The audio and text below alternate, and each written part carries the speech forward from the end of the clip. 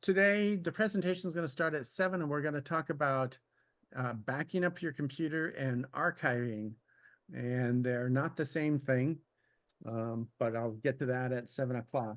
And in the meantime, anybody have any questions that they'd like to ask?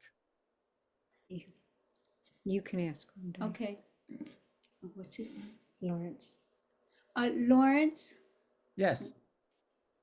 you might be probably discussing this at 7 at the presentation, but I'm interested in finding out what are the most reliable external hard drives to back up and archive with for a Mac that aren't like overly over the top expensive. So I don't know if you'll be suggesting that. Actually, I will be suggesting that, but I'll tell you, um, I'll give you a brief answer to that. The answer is for a backup is not quite the same as your everyday data drive. For an everyday data drive that you're storing things that are important to you, you probably want to have a quality drive. For a backup drive, the important thing is that you actually have it and you have it turned on and you use it. But the quality of the drive is not nearly as important because it's a copy of what you're working on rather than the original. It's not the bank vault. It's the copy that's being sold in stores. So that's what your backup is. So for that, basically just go out and buy a hard drive. There are some considerations for that. Go out and buy a hard drive that you actually have a port for on your computer. All the Macs sold today come with USB-C connectors. A USB-C is, I happen to have a USB-C connector right now. It's this really small thing right here. And the other one that's common is a USB-A. You'll notice that this particular cable has both of them on it. But every Mac sold today has a USB-C, and it's a small oval connector on it. And so if you go out and just buy an external drive with a USB-C connector, plug it into your Mac should detect it and say, hey, you want me to back up to this. If you have an older machine that has a USB-A connector, you want to make sure that it's a particular type of USB, which is called USB 3.0 or 3.1. And the reason is that the old original USB standard was quite slow, and you don't want something that'll take forever to back up. So having a reasonable speed is a good thing. But in terms of what drive they are, I tell people that if you find something at Costco that's the right size, that you should probably just consider buying it and taking it home. You do need to, a couple things you need to do is you need to reformat it once you have it. And when you're choosing the size, you want to figure out how big the hard drive is on your home machine and get something at least twice that size. Even if you don't have your hard drive full, if you have a 1 terabyte drive, you want to have at least a 2 terabyte backup drive. And even if your 1 terabyte drive is even mostly empty, you still want to have a 2 terabyte backup drive. But I'll get into that during the presentation. And I'm going to show off a variety of storage devices during the meeting. So I'll actually give you some that you can look at and think about. Great, thank you. Any other questions? I had a particular question. Got some old drives that have been really old, I mean ancient. They're FireWire, and it's like we have a very old computer, and someone said you better get that info off of those drives onto your very old computer that accepts a 400 FireWire before they get totally obsolete, and you won't be able to get the info off of them. I agree. I agree with that. Okay. There's nothing out there right now that supports a FireWire. So if your computer were to die, you can't really go someplace and have them pull the stuff off of those drives. because nobody has, there aren't any computers sold that support FireWire. So yes, I would definitely make that a fairly high priority. Um, if you have two Macs, an old one and a new one, you can use the old one to transfer stuff to your new one. So as long as you have two working computers, you can get things off the old one. You can also buy a drive. Well, actually, if you have FireWire, you're actually in a world of hurt because most FireWire doesn't support high-speed USB, which means that it could take forever to take the information off the drive, and you might have to resort to other means to get that information off. But um, I would say that that's kind of a 3 alarm fire in terms of getting the information off the Okay, thank you. old machine. Now, we also have a lot of drives. They've got the old USB 2.0, and I know it's slow, but I'm like, that's where most, their old Western digital drives, that's where all of my info is with, I mean, hundreds and hundreds of photographs. That's USB 2.0, and we've got what is it, a little hub that will take the 2.0 and put it into the new iMac, which is a USB-C. So are they going to be problematical as well? Well, with the USB 2.0 drives, you just plug them into your hub and you just point it at your new machine or your new backup drive and say, go for it. It'll be quite slow. USB 2.0 is 1.2 megabits per second. And by comparison, USB-C it depends upon the type of drive you have. I have one that takes 40 gigabits per second. So, which is just, it's like the difference of going into a completely dark room and going onto a stage with floodlights. It's literally night and day in terms of the speed.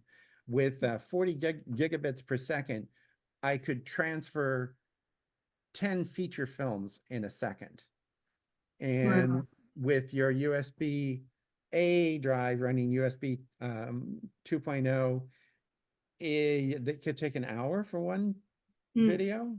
So Okay. it's quite a dramatic difference, but it doesn't make any difference. You plug in your old drive, you plug in your new drive, you tell your new computer to transfer from the old to the new drive, and if it takes all night, who cares? Yeah.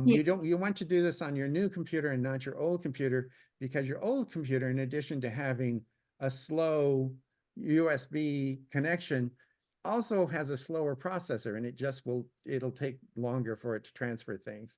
Your new iMac it just loads faster than the old machine. Yes. And we're afraid that that old iMac is going to go. Croak. Yeah. It's going to go one of these days. It's really old. So I think, yeah, okay. So we'll transfer. And you're right. The FireWire is what I really need to work on before that machine dies. Yes. Yes. Yes. Okay. Thank you. Other questions? Yes, I have one. I'm having a lot of performance problems with my MacBook Pro. I'm using Adobe Lightroom to process my pictures, and it is just dragging. That as well as Photoshop. And it's the MacBook Pro M1 Max. So I've been on the phone with Apple 2-3 times now, and I'm getting this thing of, well, don't open up anything else while you're running it. I've got 32 gigs of memory in this thing, and it's just ridiculous. Any Okay, idea? well, I happen to have I happen to use Lightroom all the time, and I'm using it on an Apple Silicon machine.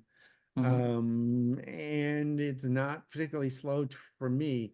There are some things that are slow, like when I tell it to rebuild the index. The Lightroom has indexing functions, so you Yeah, can they just optimize. I optimize it every time I shut it down practically. So okay. but I almost Um, have, in order for me to, in order for computer to show me the updates that I have made to a photo, sometimes I actually have to close out of Lightroom and go back in to clear the memory, I guess. And so I can see what I've actually done to that photo. Okay, if you've closed it out before it was actually done, you might actually have some corruption. There is a way, I don't happen to remember off the top of my head. There is a way to tell Lightroom to go back and rebuild the indexes. And that's something that will take a while if you have a lot of photos. Do you happen to know how many photos you have? Oh, probably 20,000 in that range. Okay. How much spare room is there on your hard drive? That I don't know right offhand, but I know I had a plenty last time I looked. Well, okay, here's a rule of thumb. The way that Lightroom and Photos Photoshop. and iMovie and other things that do audio and visual, if you have, say, a 20 gigabyte database, even Mhm. if you have 32 gigabytes worth of RAM, you have to have at least 4 times that amount of free space. Well, I have a So scratch disk that I use, but again, that's only 1 gigabyte though. oh, well, 1 gigabyte probably is not doing you much good. And in fact, if that's what you're using as your scratch disk, it might actually be slowing things down Uh-oh. because it's constantly reading things in and out of the scratch disk. But Mhm. you want to have a lot of free space because what Lightroom and Photos and iMovie and all the rest of these things do, Mhm. they don't have everything in memory at once. Um, um, iMovie, for example, takes essentially a thumbnail of your movie, and Mhm. as you're doing things with it, it loads it into memory, writes it back out to memory.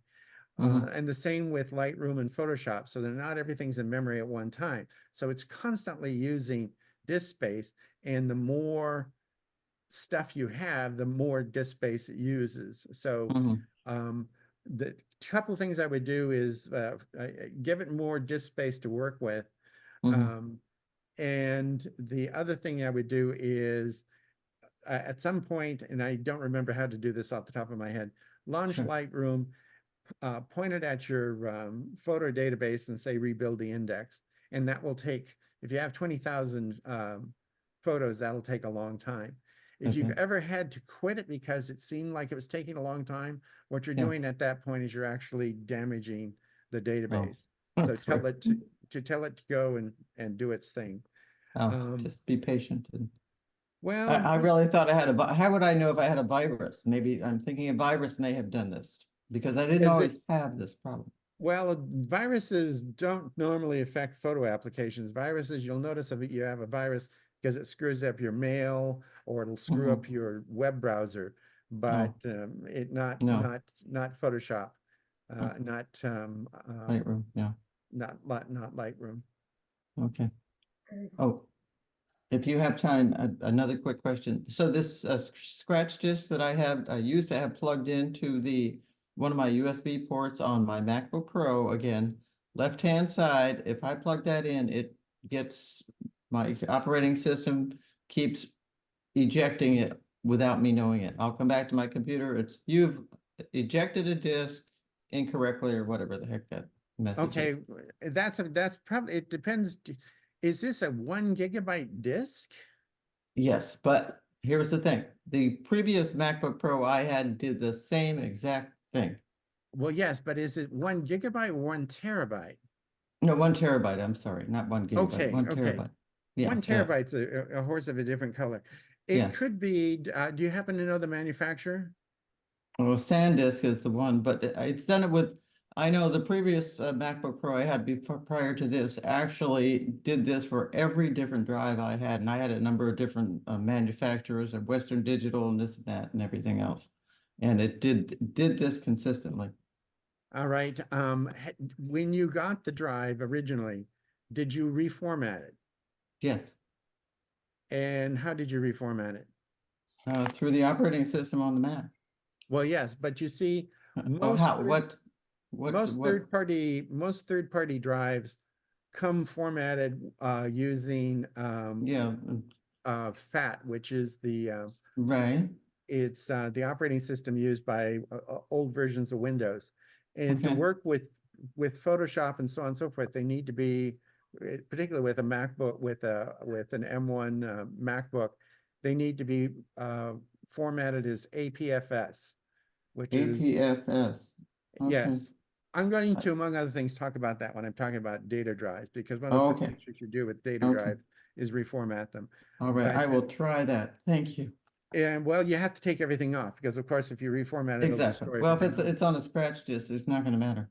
But the reason why APFS it works, it's a much more modern file structure. It's sort of like if you go through and you're going to a library that still has the old paper card catalog, that's kind of the fat format that Windows used to use. Whereas if you go into a modern library and they have a computer terminal, you're using a computerized database that's the card catalog.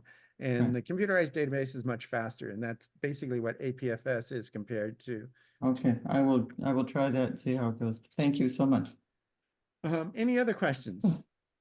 I have a question. This is Sidna. I have an iMac that I purchased in 2019, November 2019, and I'm having a lot of trouble with it. It's running slowly. And then when I go in and put in my password when it's needed, and then it doesn't recognize my password. And then I go and change my password and it's all confirmed.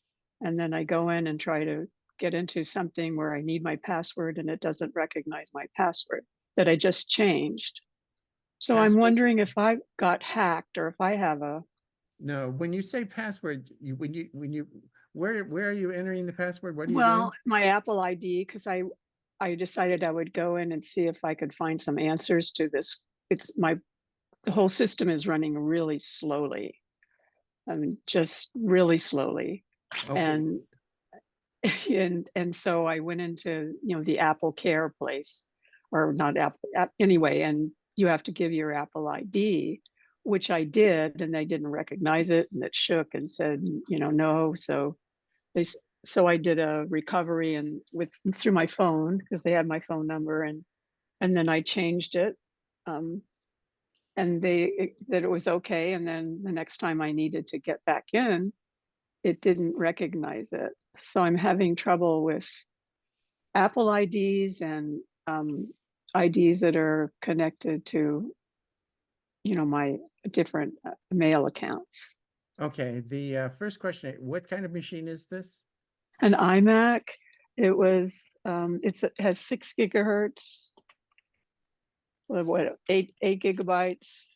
Then I'm running on Sonoma 14.2.1. Okay. This is not something you can fix, unfortunately, the first thing I'm going to tell you, but I would highly recommend that when you buy a Mac today, no matter what kind of Mac, whether it's a desktop machine or a laptop or something, that you get 16 gigs of memory.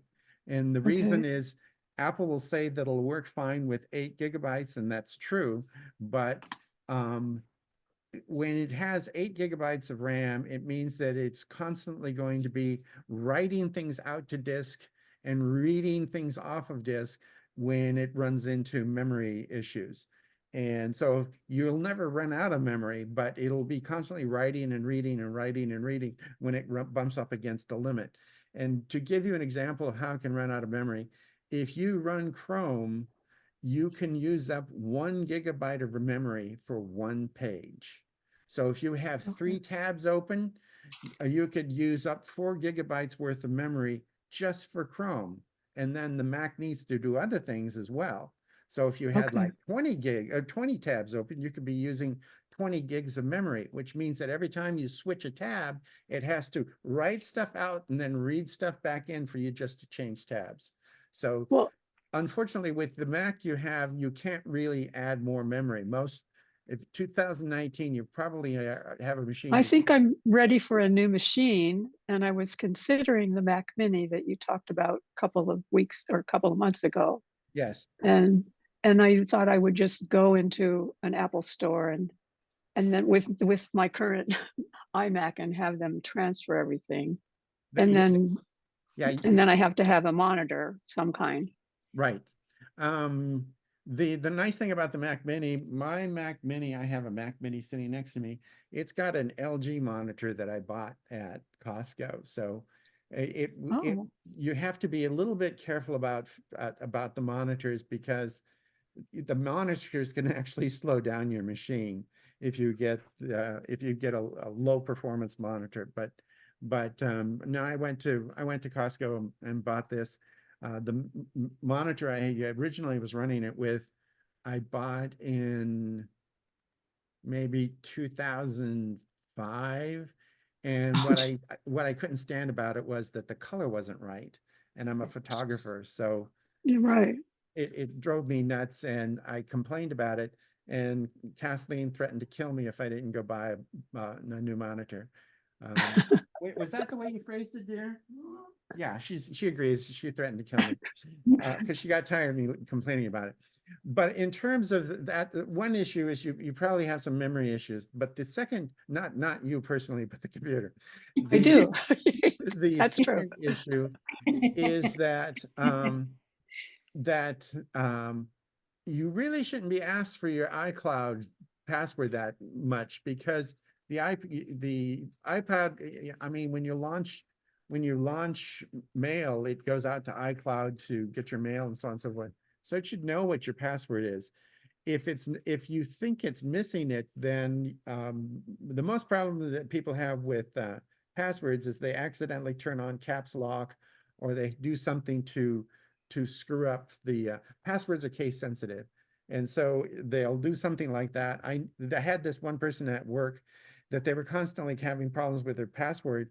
And I was not working for the help desk, and I kept on getting annoyed with them. They're coming and asking me for help, but they begged me to come over. So I went to another part of our campus to go visit them. And I took one look at their desk and I knew what the problem was. Their desk was very cluttered. They had paper that was touching the keyboard, and it was doing, among other things, touching the option key. So when they thought they were typing in A's, they were actually typing in option A. And so I saw what the problem was, and I just made fun of them for 15, 20 minutes until they cleaned the stuff off, and then it suddenly magically started working. But usually if you have a password problem, it's because of a caps lock issue or something else that you're doing. This one person I knew, they had a keyboard. It was supposed to help them with accessibility, and it was set up in such a way that they were accidentally resting their palms on the keys when they were typing. So there Yeah. are a lot of things that you can do, but it probably has something to do with the case sensitivity of your password. It's probably not a problem with your account or being hacked or anything. The other issue that some people might have is that the your Mac keeps track of passwords in the browser. But if you change the password on your phone, your Mac may not know that the password's been changed because it's storing it on the Mac and your iPhone changed the phone. So it's sort of like someone came along and changed the locks on your house while you weren't home. So you come home and your key doesn't work in the lock anymore because it was changed behind your back.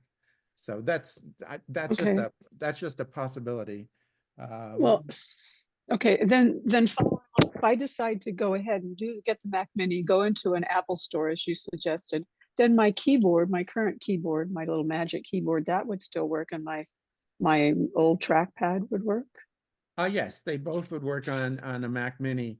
The only thing that you can do on the new Mac Mini that you can't with your old keyboard is that even though the Mac Mini doesn't have a keyboard that comes with it, you can use your fingerprints to log into it by using the new extended keyboards that they have. Uh, there's Oh, this little button right here where my finger is a fingerprint button. Now, that may not mean anything to you, but it is kind of cool when once your password, you just press your finger there and it does it. But other than that, that's very cool. the keyboard you have and the mouse you have will work with the Mac Mini. Okay, One my one other trackpad. thing with a Mac Mini to think about: a Mac Mini does not have a camera. You can get you can get webcams that Oh. stick on top of it, but it doesn't have a camera. So zooming would be a problem. Zooming, well, it's you can go out, you can get webcams for like 70, 80 bucks that they just Okay. clip on the top of your monitor, so they sit there and do a thing. But then the webcam will want to plug into your Mac, and so that's another one of your ports being used for the camera. I really like the Mac Mini, but you do have to kind of think through the fact that it doesn't have everything that an iMac or a MacBook has, because it's Yeah. just the computer. Right. Okay. Yeah. Well, I appreciate that. Thank you.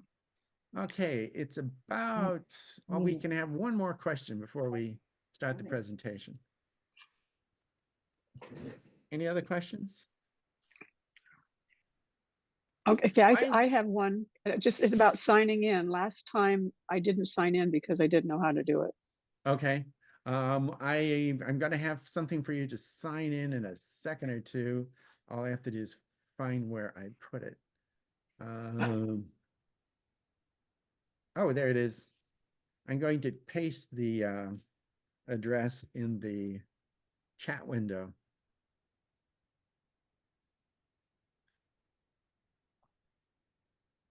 And in the chat window now, there's the link that'll take you to the sign-in form. Why is everyone shy and have their cameras turned off? I feel lonely. Madam President, you have anything you want to impart to us? No? Your microphone's turned off.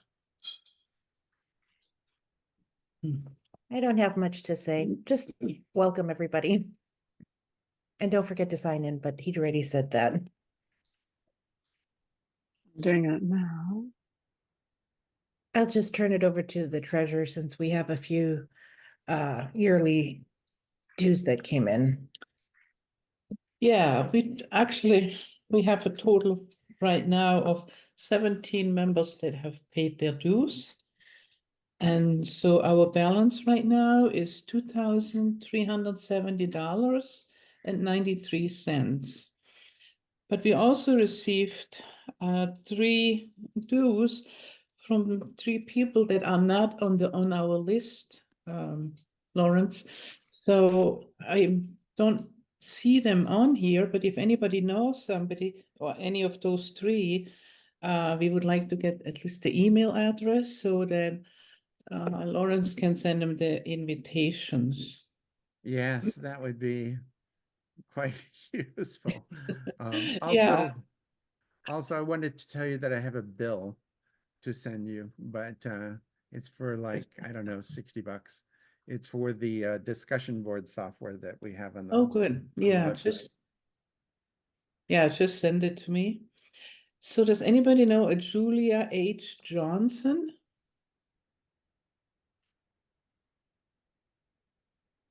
She paid the dues, but I couldn't find any information on the computer, on the database.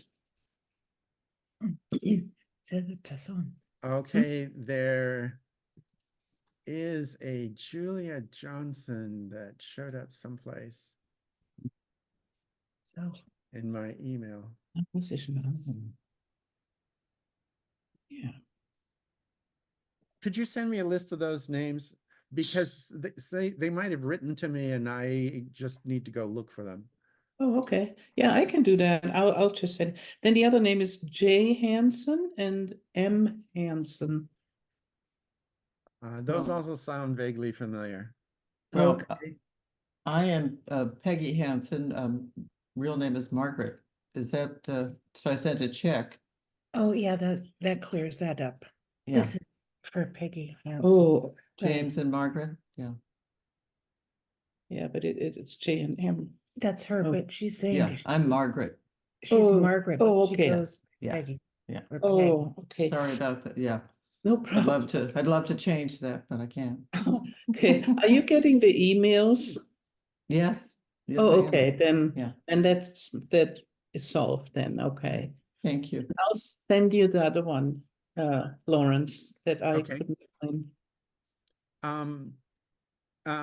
Margaret, you said you can't change the name. You mean the name in Zoom? No, I'd like to change my name from Margaret to Peggy. Oh, I see. Well, that's Sorry. that you have to go to a courthouse for that. Yeah, I but- know. I'm not willing to pay the fee. Um, several people they don't like what Zoom calls them. Like this one woman, she was having trouble with her Mac, and so we had a Zoom session, and the Zoom session said that it was iPhone, and she wanted it to actually have her name. And to do that, you go into the You should Zoom know. preferences, This and you is can what she goes by. And Yes, yes. dial name we don't. anyway. Tonight I was going to talk about backups and archiving. And the reason why this came up, I asked for suggestions for a topic, and one person sent me a dozen suggestions. But at the same time, I got several people who were having troubles with their computers, and they needed to recover information. And one person also needed to recover photographs. I'll talk first about the person who recovered the photographs. They had an iPhone that they had never backed up, and they lost the iPhone, and it had pictures of their grandchildren and grandnieces and nephews and so on and so forth. And they wanted to know how they could get that. They had a new iPhone on order, but they didn't know how to get the photos. And I asked them if they had a Mac, and they did. And so I told them to log into their Mac and launch Photos and tell it to sync with iCloud. And they were astonished that all of their photos appeared on their computer. That works if you have less than 5 gigabytes worth of photos, because Apple gives you an iCloud account for free for up to 5 gigabytes worth of data. That data can be email, messages, anything you have. If it totals 5 gigabytes or less, you can use the free account. Anything more than that, you have to pay for extra storage. Kathleen and I, we have a 2 terabyte account that Kathleen uses and I uses it, and it's a family plan, so our daughter also uses it. Our daughter's in England, so you don't even have to be on the same continent, but collectively we can use up to 2 terabytes worth of storage. And I think right now, right this very second, we're using, I don't know, something like 300 gigabytes. So it's a nice way of backing stuff up that Apple gives you automatically, but most people only use it for their phones, and they don't realize that it also works for their Macs and iPads and other things. So that one was easy. What was more difficult was that a woman had a MacBook Air, and the MacBook Air basically died. She couldn't get it to do anything at all. She pressed the power button, and nothing would happen. It would just come up with a blinking question mark. The blinking question mark is usually a bad sign, because it means that the computer looked for the disk drive and it couldn't find it. And if it can't find the disk drive, it says, basically, where is it? And I tried some secret voodoo to get it to find the disk drive, and it could not. In her case, she had a new machine that she was using, but she hadn't recovered everything off the old machine, because while she was setting up the new machine, she continued to use the old machine. So when it died, everything that hadn't been transferred initially was lost. And this is where having a good backup policy helps. The third instance was somebody who had a Mac Mini to run their business. It was an old Mac Mini, and it died. And they had a new machine that they were not using for their business. They had no backup for their old business at all. And when the old Mac Mini died, they lost everything. And finally, there was one other person who had an iMac on order. And when they ordered the new iMac, I told them, go out and get a hard drive and back up everything off of your old iMac. And they said, sure, they would do that. They didn't do that. So when the new iMac came, they basically had nothing to put on it. Fortunately for them, they were able to dismantle the iMac, which, by the way, dismantling an iMac is a horrendous task. And then they put the old drive into a case and they were able to suck things off of it. But in all of these cases, both with the iPhone that was lost and the various machines that died, they could have saved a lot of grief with a backup strategy. And I want to talk about different things that you can back up with. And part of it is going to be a history lesson.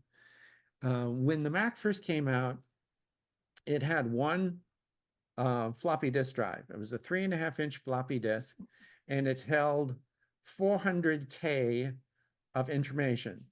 By comparison to what that means today, a iPhone, if you just take any old iPhone today, the smallest picture you can take is going to be about 3 or 4 megabytes.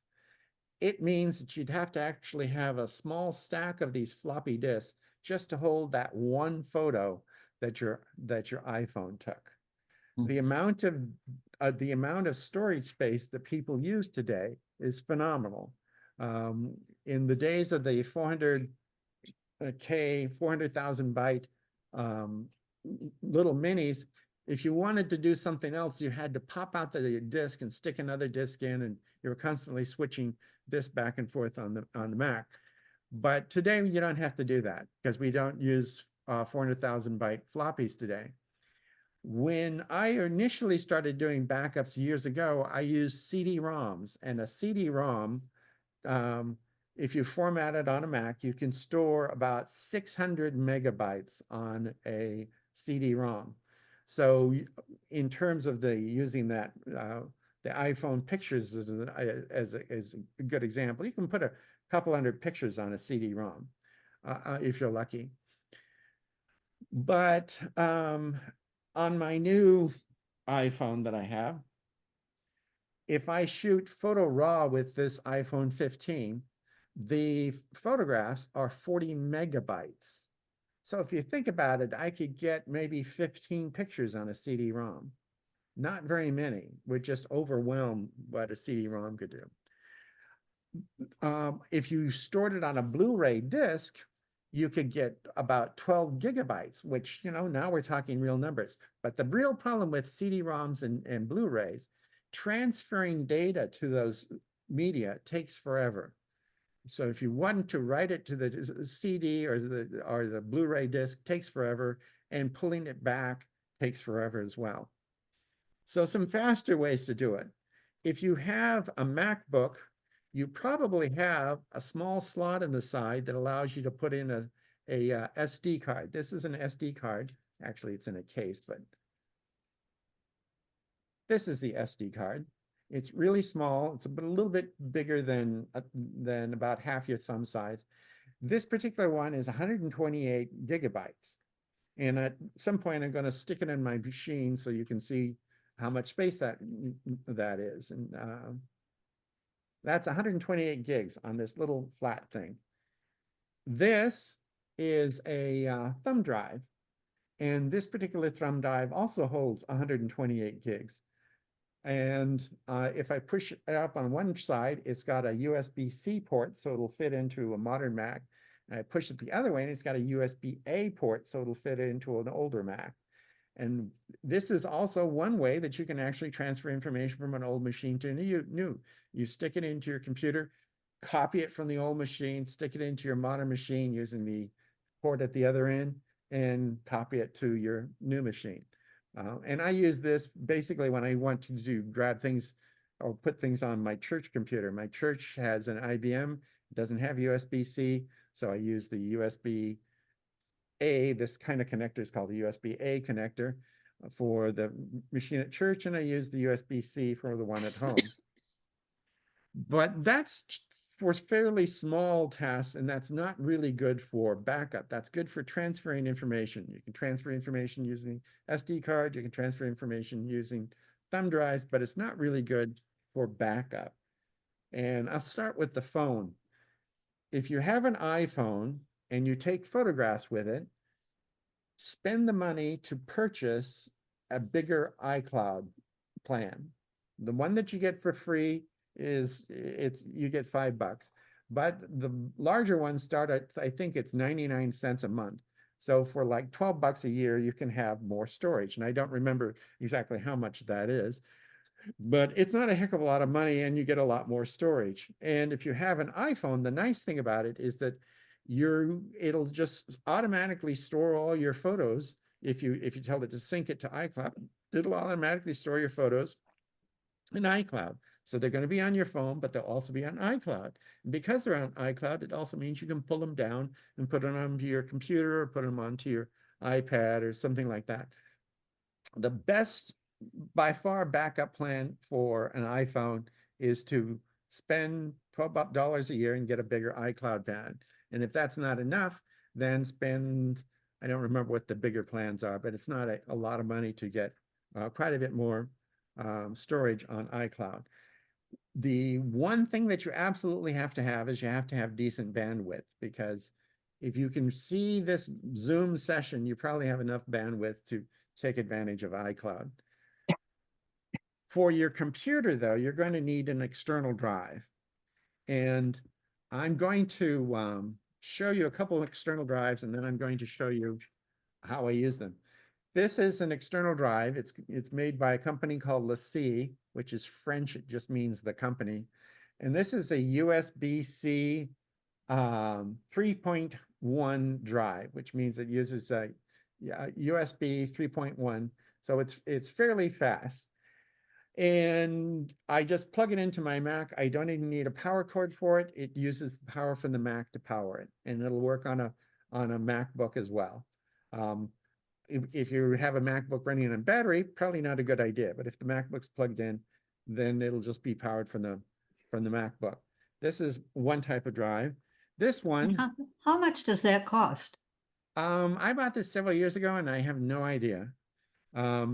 But I'll get to the prices in a second. But this is a USB-C, and it's a thick thing because it's designed to actually be traveling around with you. So you can put it in a backpack or something, or suitcase, and take it with you. This is also a USB drive, but this is a USB-C only. And this is, I think, 2 terabytes, and I think this is 3 terabytes. The orange one is 3 terabytes, but they have bigger and smaller ones. It'll look the same. And this 2 terabyte one, again, this one doesn't even have a way for you to plug it into power. The only way you can power it is by plugging it into the machine. So this is both for data and for power. And you can back up to these. And the nice thing about these is that they're small enough that if you have a laptop, you can carry it with you, so that you can back stuff up no matter where you are. For what I have at home, I have a permanently attached drive hooked onto the computer I'm using right now. Kathleen she backs up over the air. She has a laptop, she has a MacBook that she backs up over the air to a time capsule. Apple doesn't make them anymore, but a time capsule is basically a wireless, high-speed wireless router that, among other things, has a disk drive. And ours has a 3 terabyte disk drive. And her Mac, she turns it on, and without even asking, it just sees when the last time is backed up and backs up anything that needs to be backed up new. So she doesn't even pay attention to it. Kathleen has a PhD in healthcare informatics. On a technical level, she knows way more about computers than I do. And the reason why she's backing up to the time capsule is that she never bothers to back up. So I found a way that the computer just backs itself up, because that's just not on her, that's not on her radar as something that she needs to do. So those are different kinds of ways to back things up. Now, how do you back stuff up? I'm going to do a demo at this point, and I'll show you. And to do that, I need to start sharing my screen. And you don't want to see that. And you don't want to see that. So I'll make those disappear. Over here to the side of my machine is a list of my hard drives. And I realize there's a picture of swans and so on and so forth. But this drive right here, time travel, is my backup device. And I use Time Machine to back up to it. And if I click on it and say, get info by going to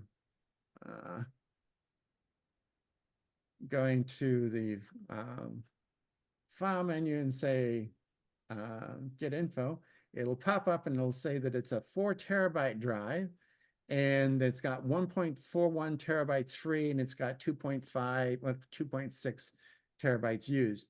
And down here, oh, here, right where it says format, and I know that you probably can't see this, but take my word for it, it says APFS case sensitive. I want to show you another drive. This is a drive that I stored data on. And this one says Mac OS Extended Journals. And my boot drive says APFS. So I have 3 different filing systems. This is a data drive. The one that says Canto.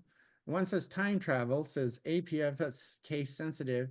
And my boot drive on my Mac says it's APFS. And APFS stands for Apple File System. And APFS case sensitive is the one that's weird. And the reason why it's APFS case sensitive is when your Mac is using time capsule, a time machine to back up, it needs the files to be case sensitive. Normally, when you go looking for something on your Mac, it doesn't care if there's an uppercase A or lowercase a or anything like that. But when it's backing stuff up, it wants to back stuff up the same way that you stored it. And if you stored it with upper and lowercase characters, you want that to be preserved. So before you use a machine, any kind of external drive, the first thing you should do is erase it. And I'm going to demonstrate that in a second. But I wanted you to just kind of keep in your mind the fact that these are formatted to work with a Mac. They're not formatted to work with a Windows machine or anything like that. They're formatted to work with a Mac. And now I'm going to plug in a drive. And let's see if it works this way.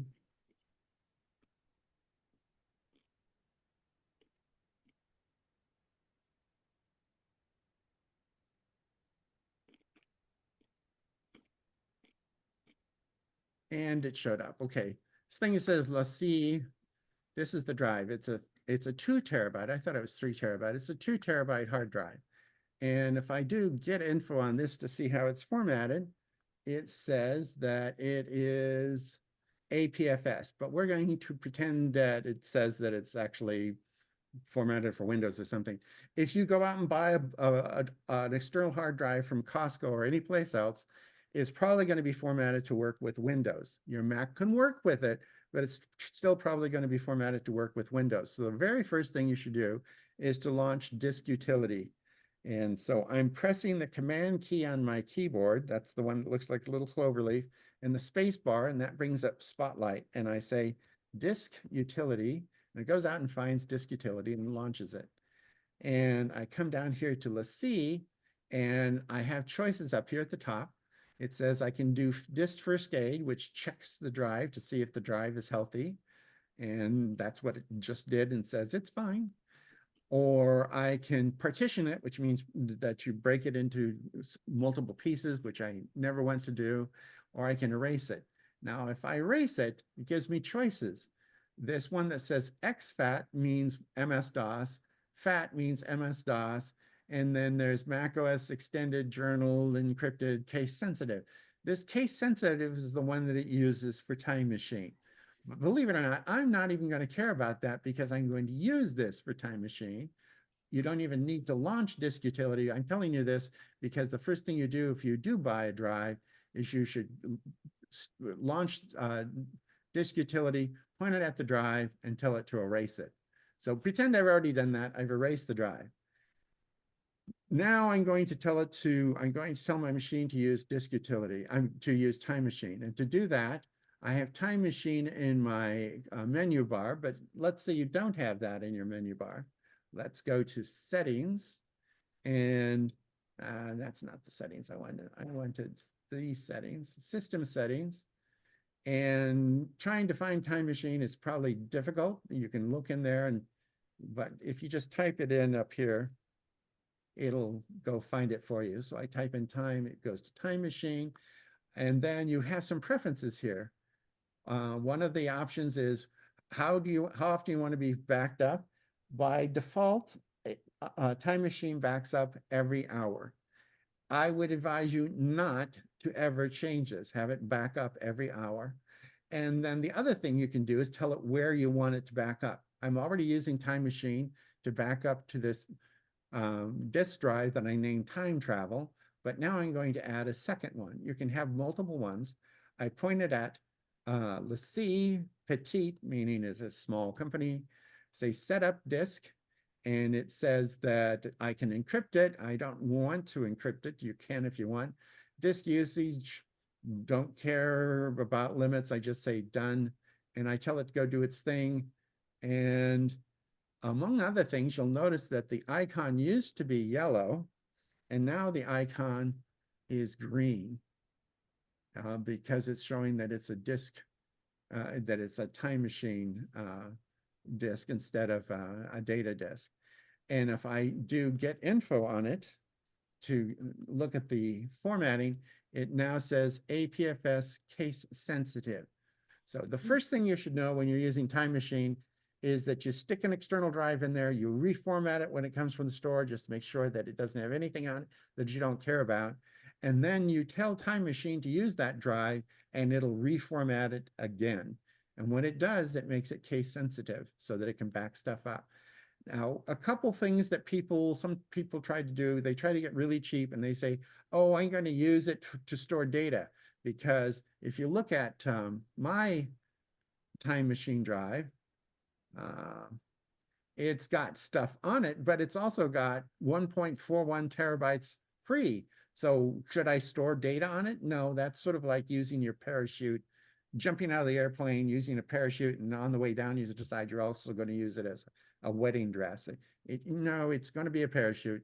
Maybe when you're not using it anymore, you can use it for something else. But while it's being a parachute, just leave it for that. It shouldn't do anything else. The other problem with using your backup drive to store just regular data is that if the drive dies, you not only use the backup, but you lose the originals all at once with just one loss. So I took a perfectly good drive and I've now turned it into a Time Machine drive, and it will back up to that every hour.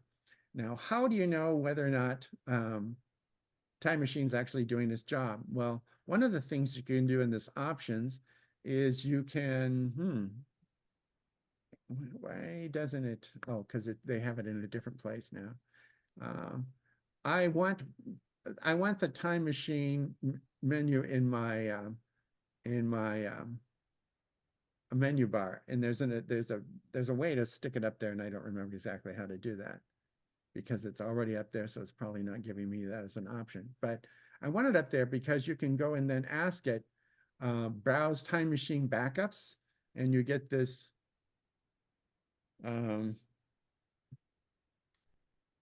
funky display. And I'm glad I really couldn't show it to you because my machine disappeared because it was trying to show you the Time Machine, but it'll show you the Time Machine backups, and you can go and grab stuff that you've accidentally deleted and all kinds of nice stuff. But the other thing you can do is if you haven't backed up in a while, it'll tell you to go and back up. As an example, because my spouse uses a laptop, it's not plugged in all the time, it's not necessarily connected all the time, and when she launches it, it might say, I haven't been backed up in 4 days. And if you go up to the Time Machine in the menu bar, you can just say back up and it'll start backing up. A couple things about the backup. The very first time you use my Time Machine to back up, it could take quite a while. Depending on the amount of data that you have and how fast the drive is, this is why you want to get at least a USB 3.0 or faster drive. It could take a day or two to back up the first drive. But after that, when it backs up every hour, it only backs up what has changed since the last backup. So for some cases, like right now, it's backing up to my regular backup drive, and it's telling you that it's doing a backup, and you're going to see it's going to get over fairly quickly because not much has happened. People are afraid that if it starts backing up while they're doing something, it'll slow the machine down. No, because from one hour to the next, you probably haven't made that many changes. So just let it do its thing. You don't have to look at it. You don't have to mind it. Several people have found that there are utilities out there that allow them to look at the backup. I recommend that you not use it because you can also damage the backup. My strong recommendation is everybody should back up. And when you're backing it up, just tell Time Machine to do its thing and then ignore it. And that's the best thing you can do for backup. In terms of backup devices, somebody wanted to know what's a good drive for backing up. And I will show you because I actually have a link here. I will show you what I use for my backup. I bought it off of Amazon. It's this drive. It's a Toshiba drive, and it doesn't, I'll tell you why this one, I like it. It's a little about, at the time that I bought it, was on sale for $99, and now it's 115, but it's a 4 terabyte drive. It uses USB-C, so it plugs right into my Mac. And at 4 terabytes, it's twice the size of my boot drive. Actually, my boot drive is only 1 terabyte. So it's several times the size of my boot drive. It's 4 times the size of my boot drive. And I just set it up to be the Time Machine drive, and I ignored it. And in terms of the brand, is the brand important? No. What is important? How fast is the interface, and what is the fastest interface you can have on your machine? If you have a modern Mac, you're going to have a USB-C connector, and it should be USB 3.0 or faster, or it might even be Thunderbolt or faster. That's good because it'll back stuff up all the time, and it'll back it up quickly, and you'll never even notice it. If you have an older machine, you might need to look at USB 3 drives because the USB-C is not available. USB-C is faster, but you want it to be fast enough so that if you ever have a disaster, it doesn't take forever for it to get everything back. And this particular drive is what I have, but you can go on to Amazon and you can say 4 terabyte type TV for terabyte, external hard drive, and it comes up with, including the one that I had, this LaCie, it's $134 for a 4 terabyte version. The one I have is 2. So this is actually less money than I paid for mine several years ago. But there are lots and lots and lots and lots of them. Or you can just go into Costco and you can see that they got a 2 or 3 or 4 or 8 gigabyte, terabyte drive, and they're selling it for whatever, and just take it home. And the only important thing is the first thing you do is reformat it because it's probably set up for Windows. The woman who was asking a question about Lightroom being so slow, there's a good chance that the drive she has is formatted for Windows. And once it gets formatted for the Mac, things will magically start working faster. But the other reason why you want to reformat drives is you don't know what they put on them. Several companies, and I'm not naming names right now to make people feel bad, but Western Digital a couple of years ago had a security issue. They were manufacturing drives that came pre-installed with viruses. So anybody who had a Windows machine and they plug it in, it would infect their machine automatically because they were coming out of the factory with a pre-installed virus. That wasn't intentional, but it's still a good reason to, when you get the drive from Costco or someplace, first thing you do is reformat it with a Mac format. But in terms of the cost is you can find, if you actually tell it to sort low to high, you might even be able to find a drive big enough for what you want. That's like $99 for this 4 TB drive. Buffalo's not really a great manufacturer, but I don't really care because it's backup. Now, why do I not care about the manufacturer for backup drive? That's not your primary storage drive. That is your backup. And it's sort of like having airbags in your car. Do you need leather airbags? Nope. Just the ones that the manufacturer puts in the car, as long as they haven't been recalled, they're fine. You don't need fancy airbags. It's a safety feature. So if your backup drive dies, what do? You go out and buy another backup drive. You haven't lost your original data, it's the backup. So just go out and find something that you're comfortable with and reformat it and tell Time Machine to do its thing and then ignore it. And that was an awful lot of verbiage in a small amount of time. Any questions? Yes, so what should I use if I'm I'm storing my pictures on something else other than my laptop, and I'm working on those pictures with Lightroom, they're stored on that disk. So maybe that's why things are so slow. Yeah, I mentioned that format it with disk utility. So launch disk utility, point it Right. at like this drive right now. I come Mhm. along and I say erase. And the important thing is that if you have a modern Mac that supports it, you want to use APFS, not Mhm. APFS encrypted, not APFS case Right. sensitive, just APFS. Say Right. erase, and it'll erase the drive. Okay, so I'm using a Toshiba disk for my photos that I'm working on daily. So I should be using something better than that, or Oh, no, Toshiba's fine, but okay, I would make sure just that it's so I formatted. format it the right way. Yeah. Right, it should be formatted the right way.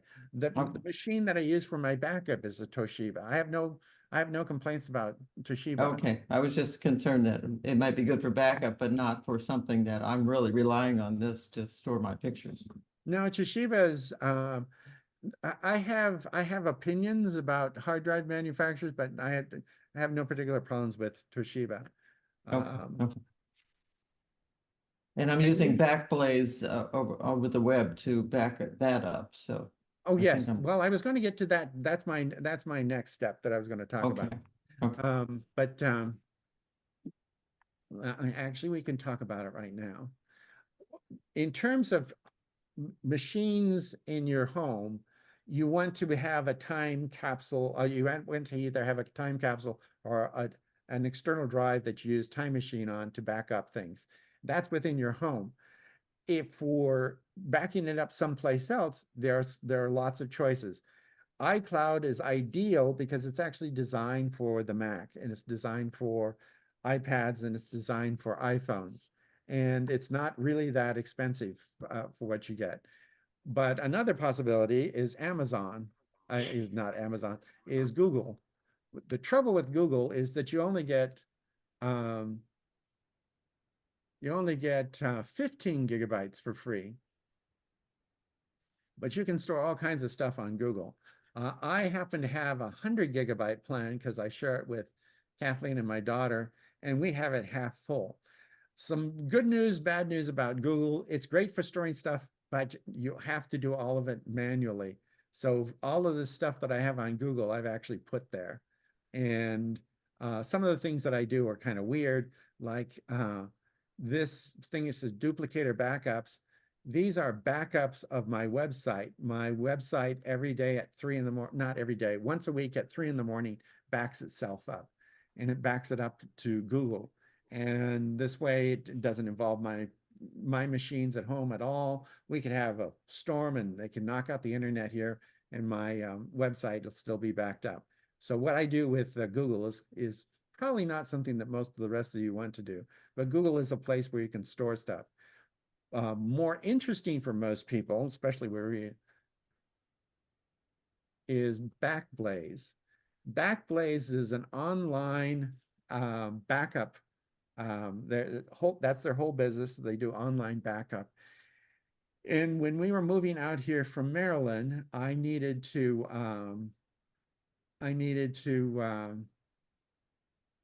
make sure that everything that we had on the East Coast showed up on the West Coast.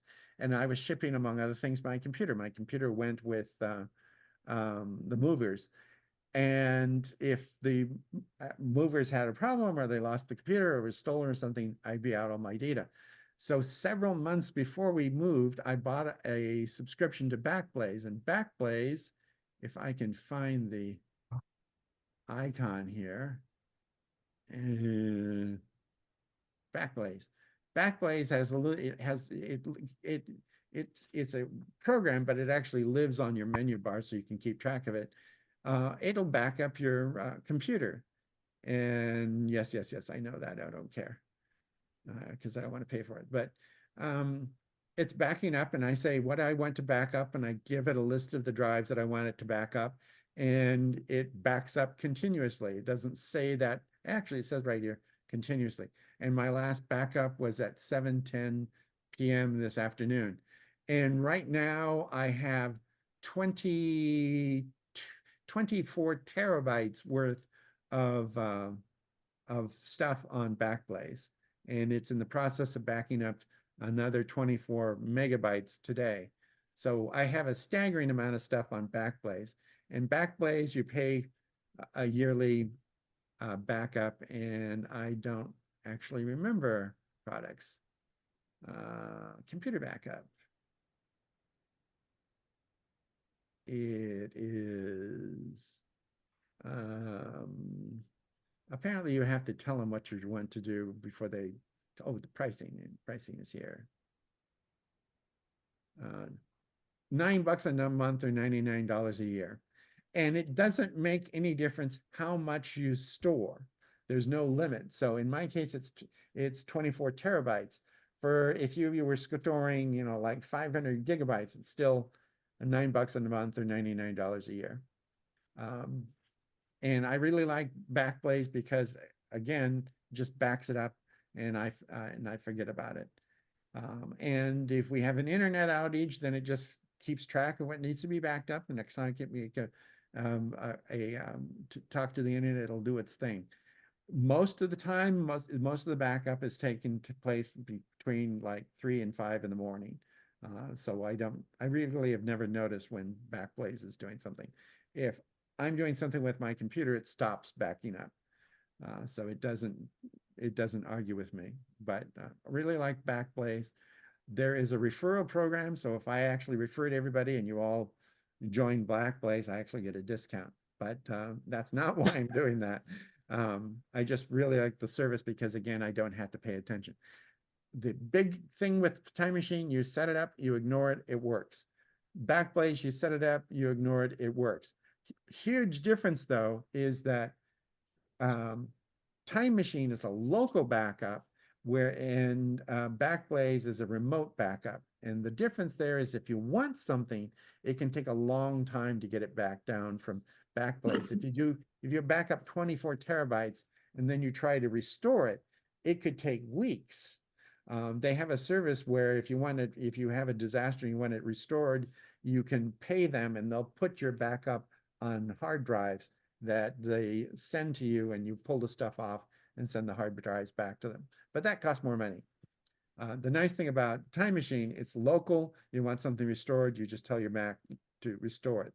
Another thing about Time Machine that if you buy a new machine and you have a current backup, you can use something on your Mac called Migration Assistant. And it's called Migration Assistant. You tell it to do its thing and it continues, and it wants access to my computer, and I give it access to, oh, I don't want to do that, so I'm going to cancel that. Go back. But I forgot it did that. One of the things Migration Assistant does is it disconnects you from everything. But one of the things that it does is that if you have a new machine, you launch Migration Assistant and you tell Migration Assistant to go grab your stuff off of the Time Machine external drive and put it on your new machine. And then you go out to lunch and you come back and your new machine has everything that your old machine had on it, assuming it was backed up currently. That's a huge advantage of using Time Machine. It's free, it's on your machine, it's reliable, it doesn't bother anything that you're doing. The only requirement is that you have a machine that's properly formatted and that's available, and you tell it to back up. Any other questions? Mhm. How are we doing on time? We got another 15 minutes. And since I'm here, I want to show you a couple of things. I'm going to take my I'm going to stop the machine so I can show you what I'm doing. I'm going to take my USB card and my USB drive. You'll notice that in terms of size, they both hold 128 gigabytes, but the drive takes up quite a bit more space. About these SD cards, the Navy has I can't remember, the U.S. Navy Audiovisual Command or something. They're in Washington, D.C. They store all of the material on USB, on these SD cards, and they put them in these little manila envelopes that you use for storing keys and such. And they label it with a date, and that's the material that they collected on news stories and press releases and everything that they're sending out. And this is their archive system. They're stored on these SD cards, and they got thousands of these SD cards. I think that's kind of peculiar, but it is a way of doing it that's it doesn't use any electricity to store it. And if they want something, they just do what I'm going to do, and I stick it in the machine. And I'm going to stick this in my machine. I'm going to stick this in my machine. I'm going to copy some things to it, so you have a idea of how it works. And again, these things, if you have a small slot about the size of a quarter on the side of your MacBook or behind your iMac, that's what these cards are. That's what they go into. Yep, that's what they're for. They're usually used for storing photographs. So I stick this into my machine, and it'll show up on my desktop, like right here.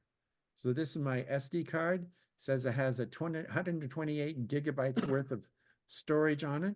And it just so happens that I have a folder that I'm going to, it's called test 3, and you don't care what's in it. I'm going to drag it over here, and it's going to copy it, and it just copied 10 megabytes worth of stuff in about a second. So it made nary a dent in the capacity of the card. But it's just a tiny little sliver. It's kind of a large fingernail, is the size of the SD card. And my USB-C card, I'm going to plug in.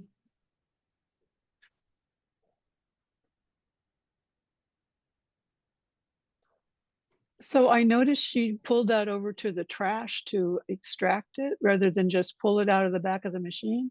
Yeah, if you pull it out of the back of the machine, you'll get I'll show you. If I just if I pull it out, I'll pull this one out so you can see what I'm talking about.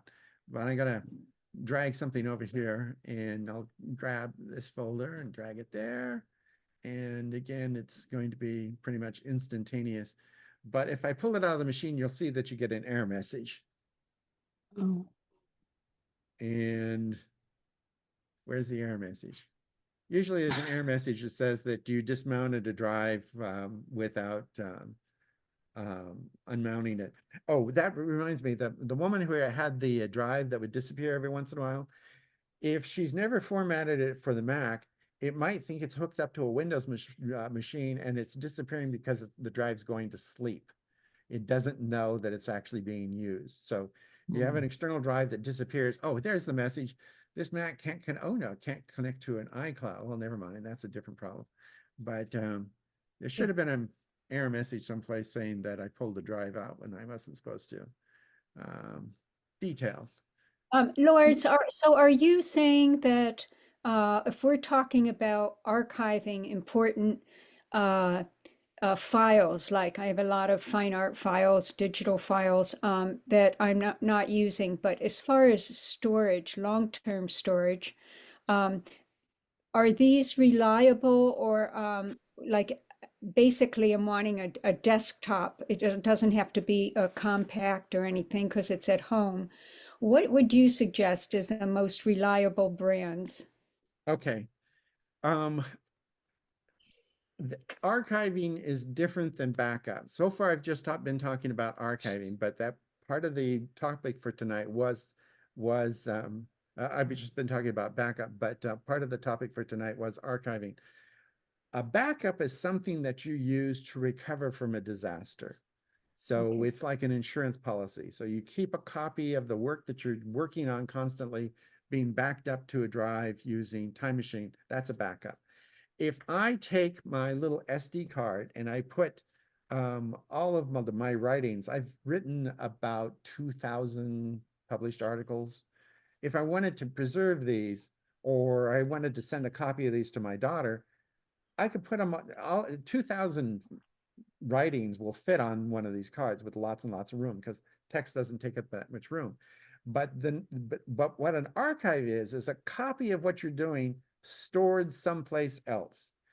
And if you only store it next to your machine and someone comes and steals your machine plus your Time Machine drive, they've taken everything.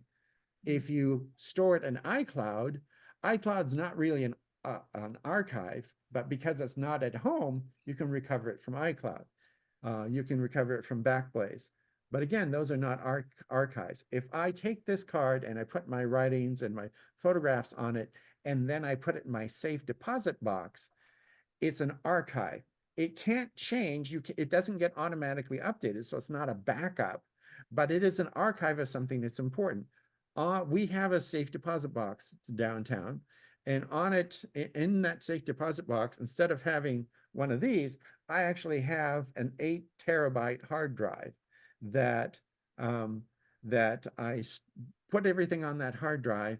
It's got copies of our marriage certificate and all in insurance policies, as well as photographs and a whole bunch of other stuff, tons of stuff that's on this drive in the safe deposit box. That is an archive because it's not with the machine. It's separate from the Yes. machine. Good. And to have an archive, you can do that a number of different ways. This little thumb drive holds 128 gigabytes. That's a lot of stuff. And if you take this thumb drive and put it in your safe deposit box, now it's an archive.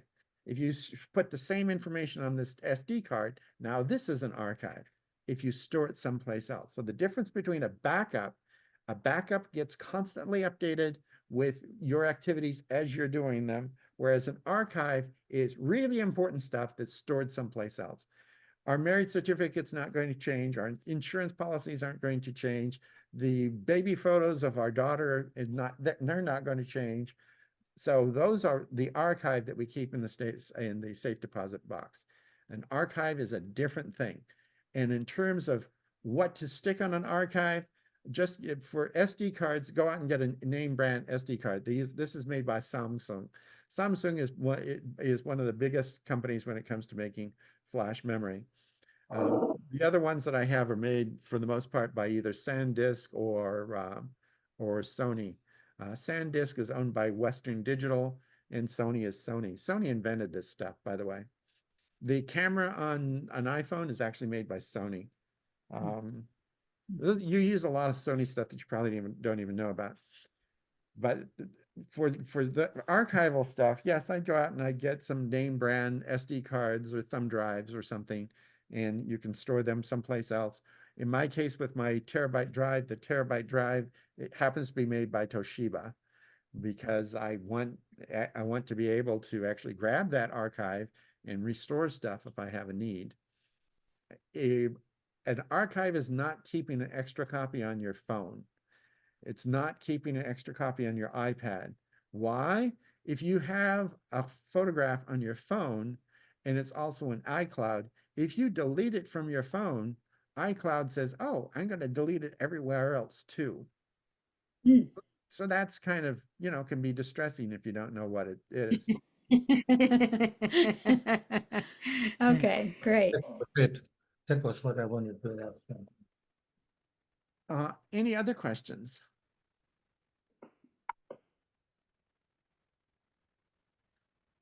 I want to ask again for those who haven't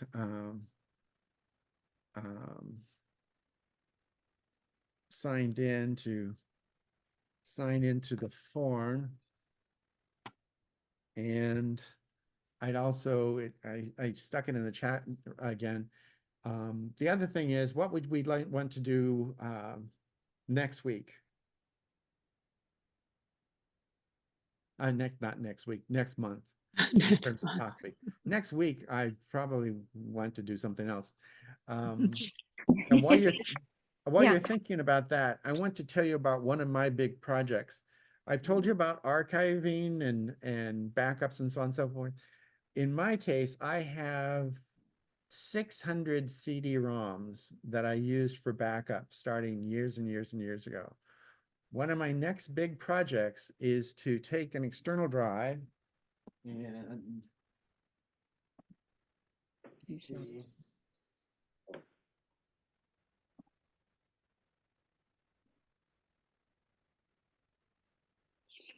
this is an external CD-ROM and Blu-ray drive that I plug into the Mac.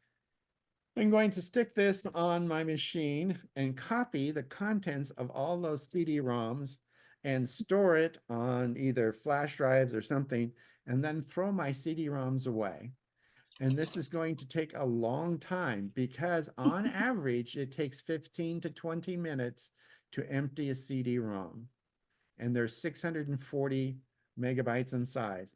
And you saw how I could basically move 10 megabytes instantaneously to a flash drive. So it's going to take a long, long time to empty all those CD-ROMs. But the reason why I need to do that, CD-ROMs have a life expectancy of between 5 and 10 years. And I have some CD-ROMs that are 15 to 20 years old. So I need to just break down and decide I'm going to spend the time to just stick them in there, copy everything off, take them out, throw it in the trash can. Okay. Good project. Yes, but I'm mentioning this because archiving technology changes.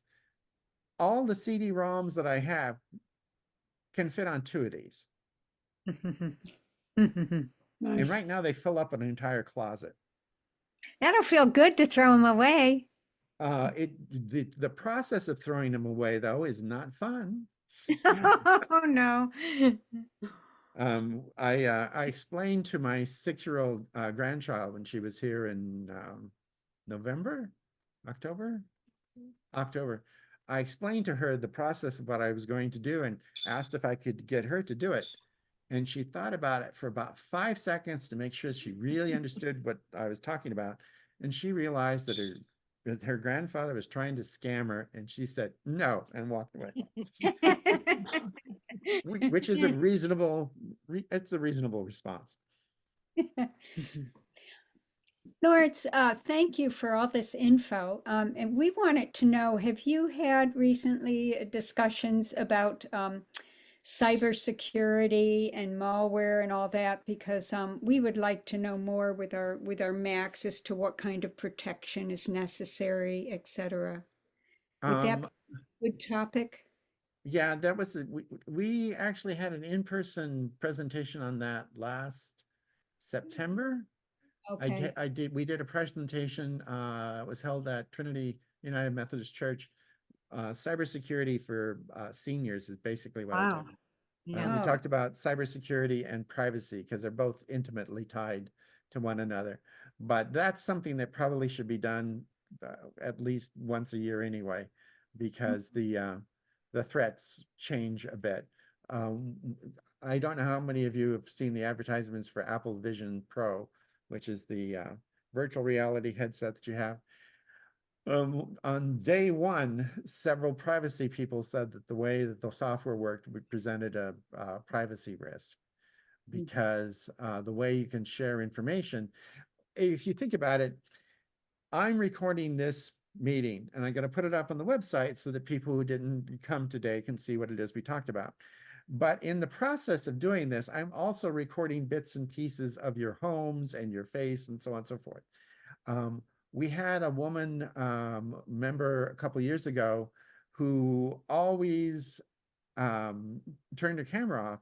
And I met her in person at the in-person meeting. She said the reason why she did this is her ex-husband was trying to track her down. So she was trying to be as mysterious as possible, and she didn't want a photograph on here. And then the name that she gave was a prior name, so it was harder for her to track down. All of us have reasons to keep some things secret and private. And those things have value to marketers.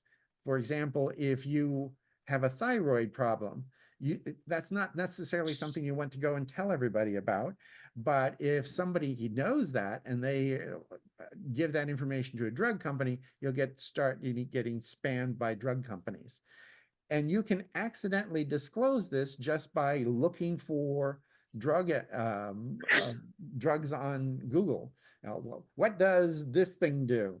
And you ask that on Google.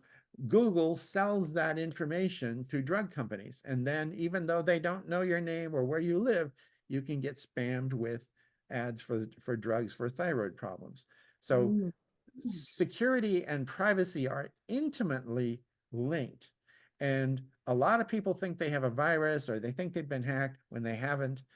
But a lot of people give away private information all the time without being aware of it. So security on a Mac is actually pretty good. Your ability to keep your interests private, though, I would say that most people are not very good at that. So I remove cookies from after I go online, I go into Safari and go into settings and I manage the companies. It's amazing. All these websites that I didn't go to, they're present in this list, where they've left cookies, and I take them away. Believe it or not, I used to do that. I don't do that anymore. I do that if like, for example, I did that with Google recently, with Google Chrome recently, because at that particular point, it had about a 30 gigabyte cache of data. And I wanted to just get rid of it because it was slowing Google down. Most of the stuff that Google and Safari and other things keep on you is done to make the browser run faster. If you go to the Strait Macintosh user group page, for example, and you come in at the home page, the banner at the top doesn't really change that much. That still has the same choices.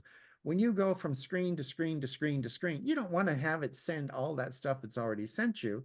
And that's what the cache does. The cache keeps that stuff so it doesn't have to remember you from every page.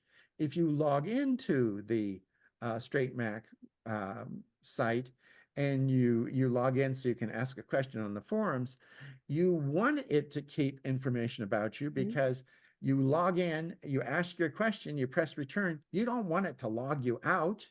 You want to go and look at the other things. So it has to keep a certain amount of information. Cookies are really not the issue. The issue is things that you are deliberately sharing with people that you don't realize have an implication. I know government employees who got fired for email messages.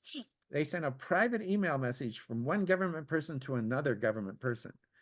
But that second government person was alarmed at what they said, showed it to a supervisor, and they got fired.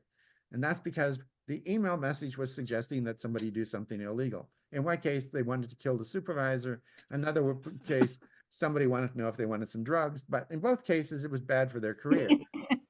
So your privacy is not entirely under your control. Other people have access to private information.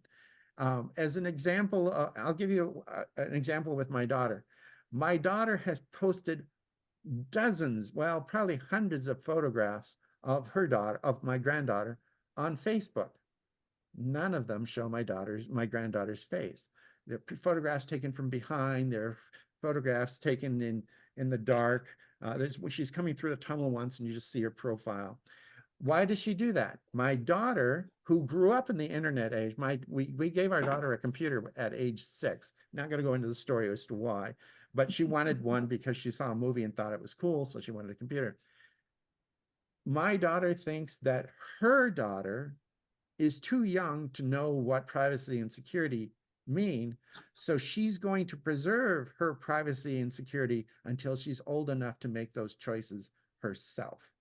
So in spite of all these hundreds of photographs that she has on Twitter and on Facebook and other things, none of them show my granddaughter's face. Okay, good. And I'm That's just good. giving you as an example of most of the security threats you should be worried about are things that you share that you probably shouldn't. And yes, having that as a topic sometimes probably a good idea because it's the sort of thing that needs to be repeated all the time. Any One other more ideas? question. One more question about the for sale and giveaway, the Mac Yes. things. How do we get to it? I mean, because when I clicked on it from your email, it said I couldn't. Anyway, it didn't said something, I couldn't get to it. So Yeah, well, if you go to the discussion board, you need to set up an account. And when you click on it, it'll say that you don't have an account. Do you want to register? And so on and so forth. If you register, it comes to me and I have to validate it. And I validate it if you're a paid member of the user group, I will validate it and let you in. And the reason why the paid thing is what I'm sending to the treasurer is the $60 bill for that piece of software. So it would be nice if we had people who are paying okay, for the software actually okay. have accounts. So even though I'm a member, then I have to do something else to see the. If you've paid, then she indicates that in the list, and if you've paid, then I'll let you in. Well, I think I'm a member in good standing, I think. But she'd send me a bill if it was time to renew. Oh no, Right? she doesn't send bills. We talked about that a couple of years ago, and she's willing to be. Oh. She's listening to us right now, but she said she was willing to be treasurer, but she wasn't really comfortable and nagging about people. Oh, So well, so I have to go find my check and see when I wrote it, I guess. well, actually, I can probably look that up because she stores this information on the website. So not on the website, on our Okay. And something I can't see. yes. What is your last name? Baker. Baker. Baker. You're green, so she says that's good. So yes, I Oh. So then to get to it, I just. there's a place on the side in the right-hand column that says discussion board, and you click on that, and it says it asks you for your name and password, and if you don't have that, it gives you instructions on how to set it up. Okay. I don't remember what it says because I run it, so I don't see that. Okay. I do All have right. a I'll try question. to figure it. I do have to want to figure it out. Okay. But I will. Yeah, if you get stuck, send me a message. And I will. I can do that. Yeah. Any other questions or ideas for next month? Or other months? Lawrence, I just had a quick note we're new here, but we went to the website and I don't know if this is on purpose, but there's like all these, I don't know if it's the Flickering, kind of, cursor going real quickly on it looks like almost like confetti. It's very distracting. Was that on purpose or is something wrong with that? That's on purpose. It's winter Oh, time, so I added snow. I Oh, see. okay. It's snow. Okay. It's It snow. looked a little metallic, so it was alarming. Well, No, I they're- thought we had a virus or something. It's like, oh no, they're little white asterisks that are floating down. okay. All right. No alarm bells. Yeah, sorry about that. I wasn't trying to alarm people. I just thought it was, it's winter time.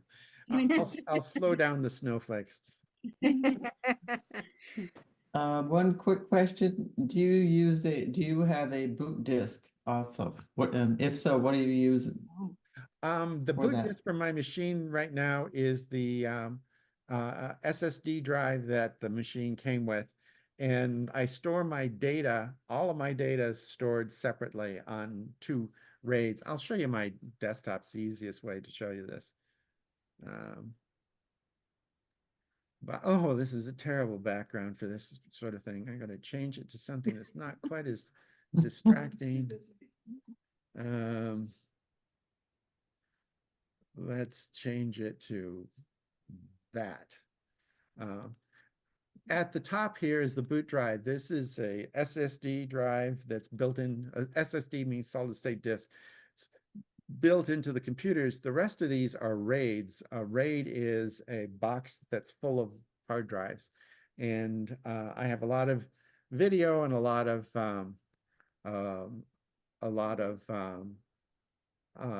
photographs, which is why I have all these discs. But so this is a RAID that's got a bunch of stuff on it. And let's see, this RAID is 16 terabytes, and it's mostly empty because I was in the process of doing something with it. But my boot drive, the only thing it has is the operating system and my programs, and it's I've got 182 gigs free. However, as I mentioned, because I do video and photographs, as I'm doing stuff, that actually a lot of that gets chewed up by the video. So my